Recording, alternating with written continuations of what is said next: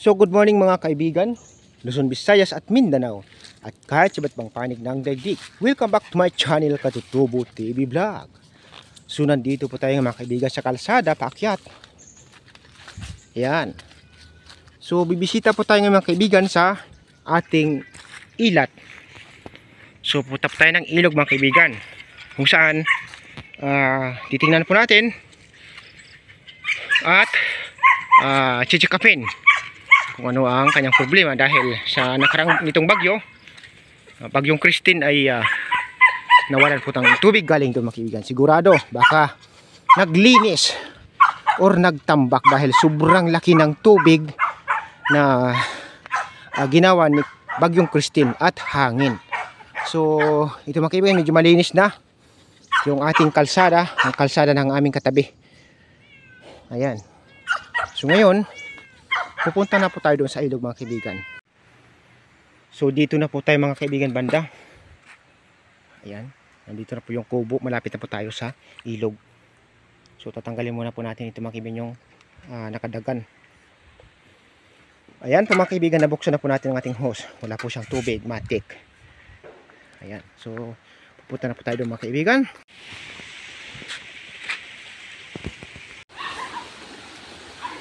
Ayan po mga kaibigan, nandito na po tayo sa ilog. Grabe, karis ha. Karis po siya mga kaibigan, linis ang gilid ha. Talagang naglinis ng maigi si si bagyong Christine. Abo. Grabe. Linis siya mga kaibigan ha. Galing ha. Ayan, malapit na po tayo doon mga kaibigan sa taas. Dito na tayo sa gitna ng malaking linaw. Lumaki yung ilog dito na linaw-linaw Malo. Grabe yung lakas ng baha siguro dito. Tatabasin lang po natin ito mga kaibigan. Pero pasensya na po kayo, wala po tayong stand ng camera Kaya hawak lang po kasi ng ating ginagawa dito. Kaya tabasin muna po natin ito mga kaibigan. So ayan po mga kaibigan, natanggal na rin po natin ang ating hose, kanyang tanggalan. Saka natabasan na rin po natin, hindi tayo mahirapan mamaya. Kaya akit na po tayo sa taas mga kaibigan. Ay, bali pala yung hose natin mga kaibigan, tanggal. Parang inaanod yung PVC natin. So inaanod pala mga kaibigan ng ating PVC. Kaya pala nawalan tayo ng tubig. Tanggal siya yung isa. Mabuti ba nakatali lang interior. Kung hindi lang po siguro mga kaibigan, nako, matik. Talagang dala siya palayo. Grabe Ayan po mga kaibigan natumbahan pa pala mga kaibigan. Ayan tinumbahan pa. Kaya tayo dyan. Yes mga kaibigan, wala na po. Natumbahan ating PVC dito. Tapos kinadkad baga, ang tawag sa amin mga kinadkad ba, kumbaga parang hinukay.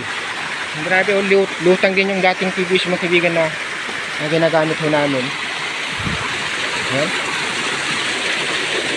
Grabe malo siya. So akit mong talit mga kaibigan. Titingnan na, chikapin lang ho natin mga kaibigan. Tabon siya mga kaibigan Kita nyo naman po ang ating staka ng tubig. Ayan, maganda. Tikmano. May karoon ng kaunting linaw. Linaw ba? Yung tawag sa amin yung tubig baga mga kaibigan na naimbak na malaki. Ayan, para bang tangke. Nakaroon sa dito ng linaw. So grabe.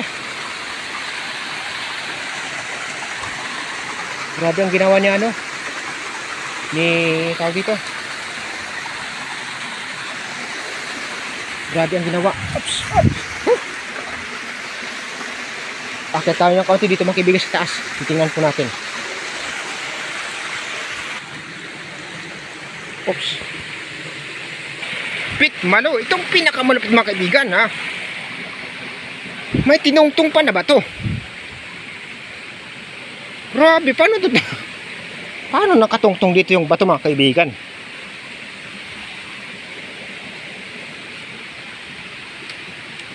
Grabe, malupit ha. Malakas ka talaga ang tubig dito mga kaibigan. So ayan mga kaibigan, nandito po tayo ngayon sa taas ng ilat. Sa taas na po ito ng ating pinakukunan ng tubig doon, kumbaga sa ating ipon ng tubig.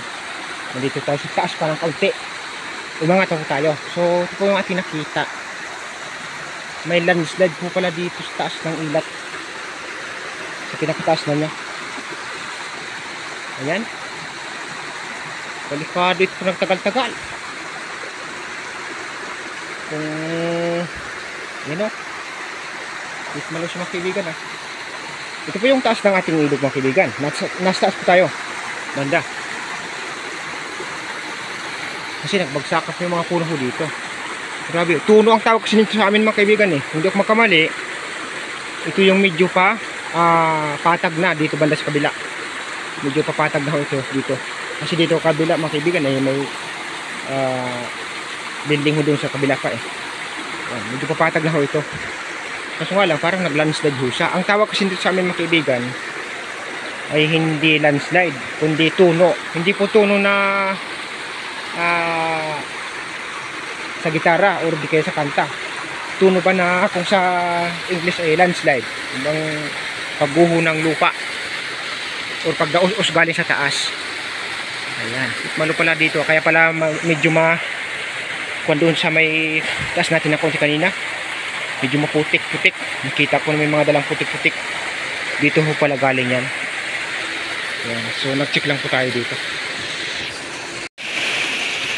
So bubungkayin muna po natin ito mga kaibigan. Hindi muna po natin ipakita sa inyo dahil wala po tayong stand ng camera. Saka ito mga kaibigan ay tatabasin din po natin mga kaibigan. So ipakita ko na po sa inyo ng video after. Ayan po mga kaibigan, natapos na po tayo magtabas. Nalinis na po natin itong anyang ipunan ng tubig, ano.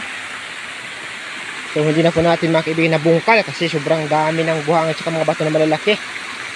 Kaya ganyan na lang po muna siya. So babalikan na lang po natin ito.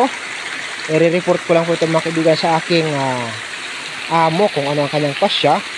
Kung bibili po ba sila ng PVC or hindi. Pag hindi, gagamit po tayo ng black plastic na PVC mga kaibigan na pang temporary ba. Yun muna ho mga kaibigan. So ayan po mga kaibigan, tayo po ay bababa na papunta doon sa ating pinanggalingan.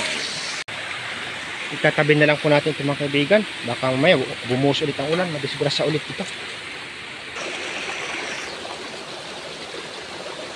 Umaga.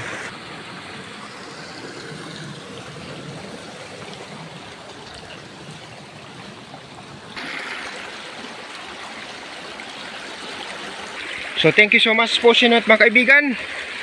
Kung nagustuhan po ninyo ang aking mga video na ini-upload, excuse me, ay wag naman po ninyong kalimutang mag-like or i-like at higit sa lahat po mag-subscribe para lagi pa rin po kayong updated sa mga susunod pong video na i-upload. Salamat po ng marami sa lahat-lahat sa aking mga subscriber, mapaluma man o bago. Salamat po ng marami sa inyong lahat. Oops! Na tayo. Hanggang dito na lang po magtatapos ang aking video mga kaibigan. Tayo po ay pabalik na. God bless us all. Bye-bye. Chewing.